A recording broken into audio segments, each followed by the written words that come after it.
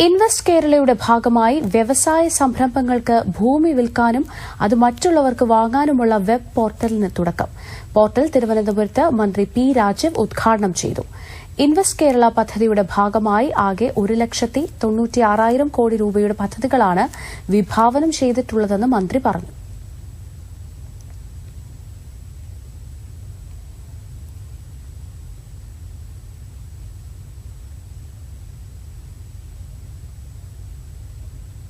എല്ലാ മാസവും ഇതിന്റെ പ്രോഗ്രസ് റിപ്പോർട്ട് പത്രസമ്മേളനം നടത്തിയിട്ടില്ലെങ്കിലും നമ്മുടെ സൈറ്റിൽ പ്രോഗ്രസ് റിപ്പോർട്ട് പ്രസിദ്ധപ്പെടുത്താമെന്നാണ് കണക്കാക്കുന്നത്.